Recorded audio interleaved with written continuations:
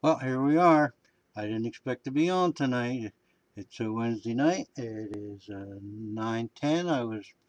Thought I'd be sitting here watching $1 million Sales, New York City, or whatever the hell the program is, to see how crazy people are and how much money they'll spend on 1 square foot of New York real estate. Now, but there's, in our community, it's very small, and there are a couple of people that I'll call the leaders of the community, and not merely that they lead, but they like to lead. Maybe that's one of the problems. Okay, now all of a sudden, and we know who they are, but you know me, I'm never afraid to name names. We got Silverfish, who now put out a shingle, and his listen. Uh, in all honesty, I don't give two craps about what your daughter's collecting. Your daughter ain't spending her allowance. You're giving her the silver, and it's and listen, I do the same thing. All my kids, my I don't have any kids. All my friends' kids, I've been giving them silver since the '70s. Some of them have a nice little stockpile. Uh, but I'm not going to bring them down here and interview them and have them bring their silver supply in because that's, what, I mean, it's crazy. And he's more interested in what you think. Well, listen, somebody that leads in the silver market, we're interested in what they think. We're not interested in a multiplicity of thoughts. We're going to put the thought out there, and if you don't like it, then you come down on us with a ton of bricks, or even better, a ton of silver. But uh, yeah, he sort of has hung his shingle out there and feels almost responsible to throw something up every day uh, and to win us over with his psychology. Um, a lot of it borrowed, by the way. uh, and we have Epic. Listen, these are two nice guys. All right, two very nice guys. Why Silverfish? Why I can't send him a video is beyond me, and I've communicated with him. And then let's get Epic. Epic puts out some videos in which he uses the new math. Well, I'm not familiar with the new math. I go by the old math. And I'm sorry, but this is, I had no intention of putting anything up tonight, but of course, I love surfing the net, and I leave a lot of comments on a lot of people's pages. But when the comments become so lengthy, and several people have asked me to throw a video up, that when the comments become so lengthy, it becomes much easier for me just to explain my case on my own channel. And and here's the case. Okay, uh, there are really um, two possible scenarios that carry a lot of weight. And one is the total collapse of the world economy.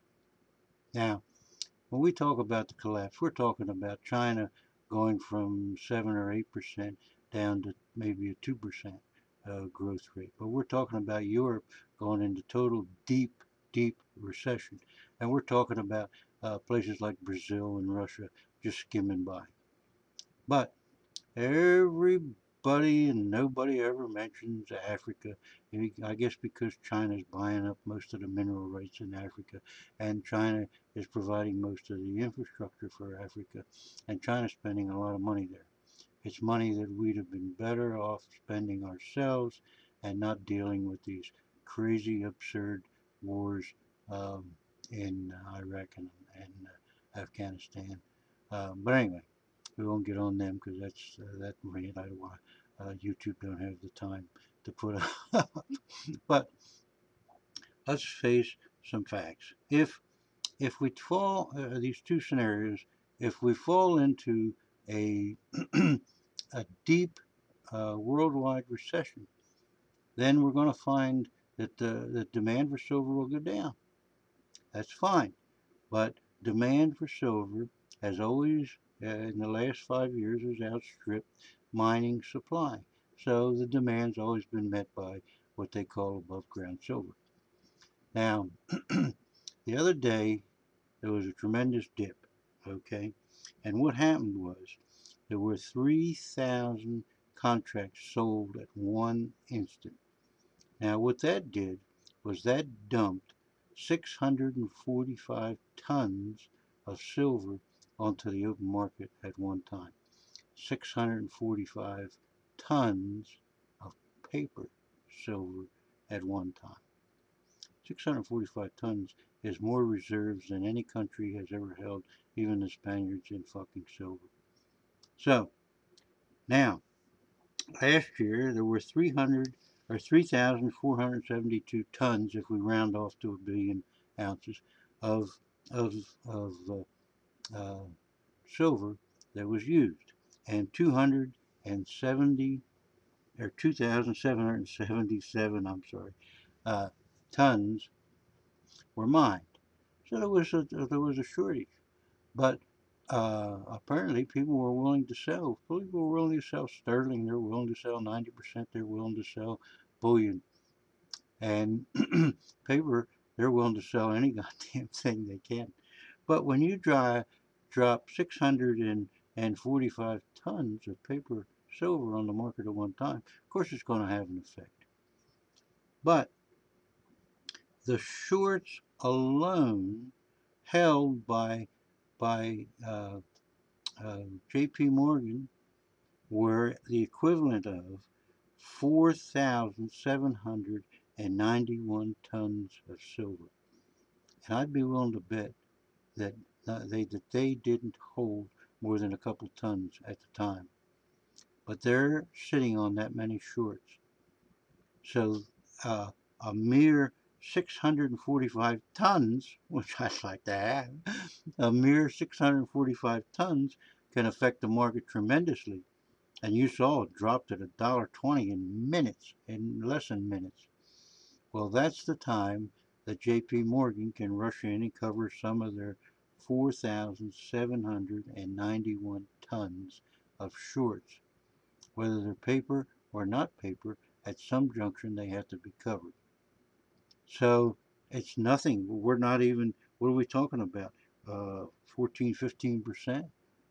So J.P. Morgan could have gone through a third party and sold that much silver, paper silver, and held the contracts on it to drive it down so that they can cover the other 85% of the shorts.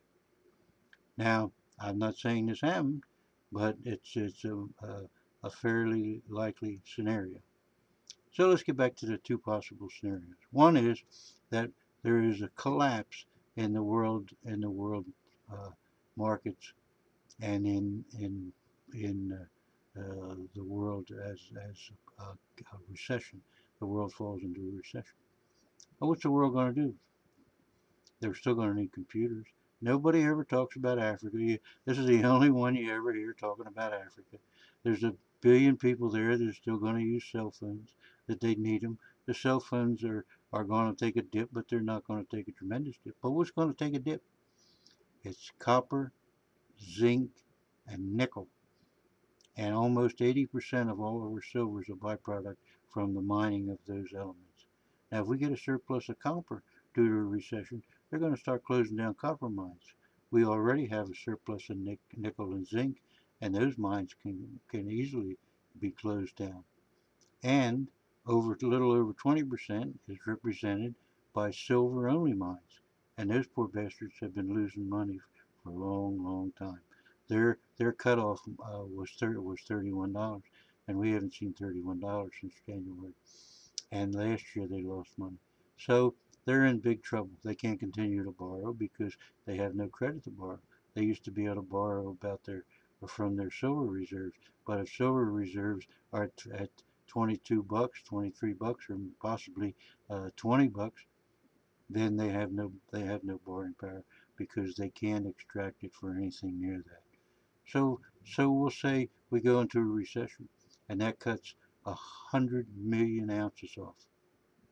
Well, right away we're going to lose the 20%. So there's 200 million ounces. So we're already 100 million ounces short. We're going to lose zinc, copper, and nickel mining, which is going to make it even shorter. So in that scenario, silver should maintain a decent price, and as a matter of fact, should become rarer than ever and go up. Now let's take the other scenario, that we get out of this mess, that this quantitative easing, look at Japan. Japan just doubled the amount of available cash. Their printing presses are running like crazy, and within a couple of days, their market went up 45%, and their uh, buying power went down 27%.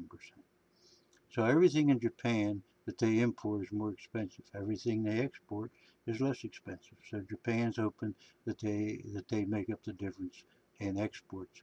Now they've had a 0% uh, a bond market for so many years that's it's stagnation, and they've been into deflation, not inflation, and they're hoping to pull themselves out.